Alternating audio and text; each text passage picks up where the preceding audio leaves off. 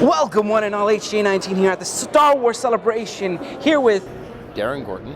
So Daren, you've been at the Star Wars Celebration for the last Seven times. Seven. And how were they individually? Very interesting. Very interesting. We had, from the first one, we didn't know what exactly to expect.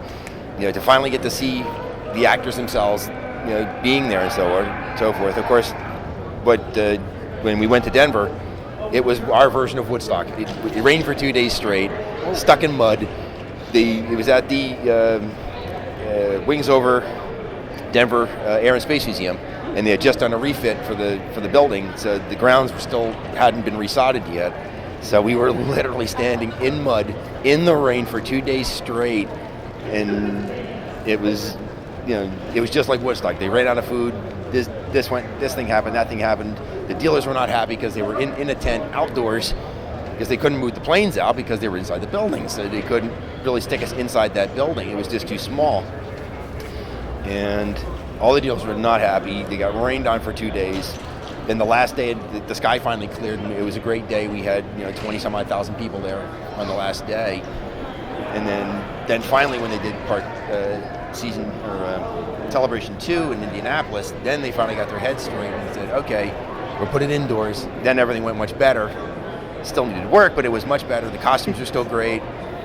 Just to sit in the panels to actually get a chance to talk and see their backstories, what they're like, what it was to even for some of the older actors who have been there, to hear their backstories from being in Star Wars universe, talking to Sir Alec Guinness and George and so forth, and hearing all the backstories, which were great. Then just to see the costumes alone was just absolutely jaw-dropping in certain cases. And as the years have gone on, from 3, 4, 5, 6, and up to now, they just get better and better every year. Yeah, we just saw a Star Killer from the Force Unleashed video game cosplay, and he had smoke coming out of his helmet. It was amazing. He said it took him 3 years for him to finish the cosplay. And from that, the first Star Wars Celebration, now, how has it changed? Well, it's gotten better and better. Now that they have Reed Pops running everything now, it's much better controlled.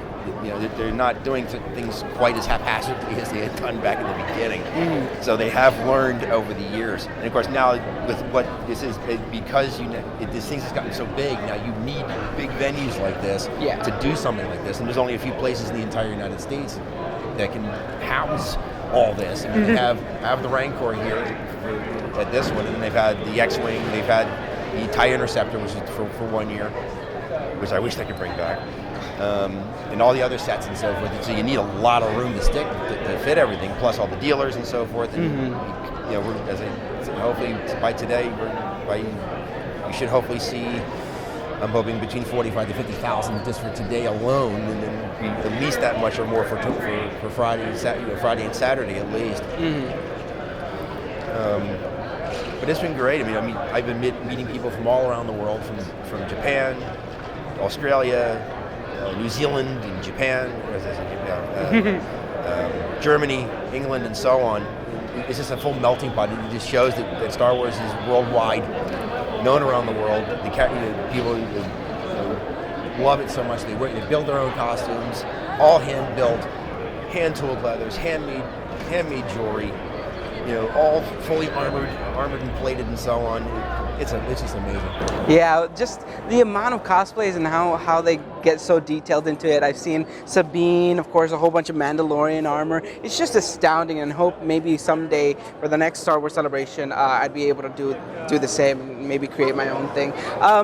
So, have you met any of the cast of the Star Wars series? Well, I got to sit in with Mark Hamill.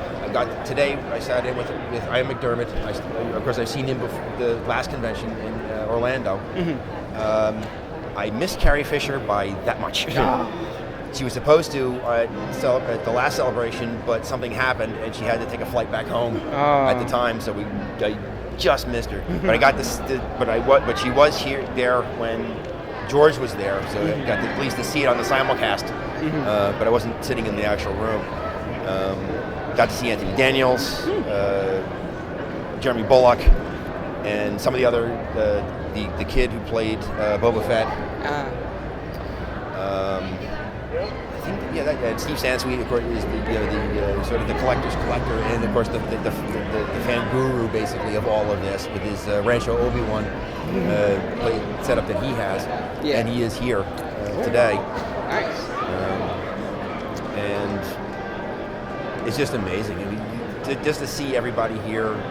As we saw all this morning, and of course the rest of the world got a chance to have it fully simulcast for the first time all around the world, to see the newest trailer for Star Wars, and to have close to 20-some-odd thousand people sitting in a stadium in a big room when this thing went off, and just hear them cheering and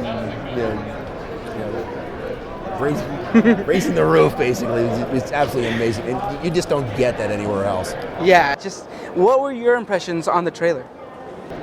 Great. I mean, because I saw the original 88-second little mini trailer that they showed us, so at least it gave us just a little inkling of what we were going to show. Yeah. But now to see finally where it develops, what the character, a few more characters, what the environments now look like, what some of the ships look like, and of course to see Harrison Ford on screen again after all these years, and Chewbacca standing with him. Of course, was the highlight of the piece. Everybody went totally ballistic for that point. It's going to be a good show. It's going to be a great movie, hopefully. Again, the point always of, okay, he wrote it back in '77.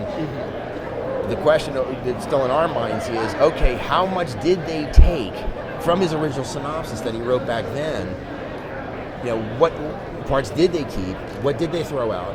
What changes did they run? Of course, then you have all the comic books, you have the hardcover books, and so on. So how much did they add? Did they take? How much did they add, take away, and bend? So that's what we're all now hopefully going to see by Christmas. Now is that they finally released the actual date, like that date. Yeah, definitely, and it just looks spectacular. You could see a lot of the old grit that was in the original series, and then you could also see a bit of what J.J. Abrams is known for. But since we didn't see Luke Skywalker or Princess Leia, do you think that it was because Harrison Ford couldn't make it, and so we got him on the screen? Well, that is possible. I mean, but I guess in the sense, they would have known from that he had the accident, so that they could have done a quick final edit to have him be the last thing that we had a chance to see, instead of, because we would know that Luke was going to be there, and of course, because we don't even see him handing off somebody handing off a lightsaber to some woman, but we don't know. We believe it's going to be Leia. But yeah, it's great because Harrison Ford is one of the other major icons of all this, and of course, it's unfortunate that he put his airplane into crashed it. Unfortunately, luckily he did survive because he did know what he was doing. Yeah. He's great, and I'm sure he's already healing up and ready to go. But we hope to see him. Maybe he'll make us a surprise show up. But if not, then hopefully he could just rest up and get ready for the next. It'll be definitely there. It'll be definitely there for the premiere, wherever they're going to put it. Definitely, it's spectacular. I can't wait for the next upcoming 3 days. It was such a pleasure interviewing you, and thank you so much. All right, thank you. Thank you so much. What character are you? I know, we were sitting I am Worf. hostilities.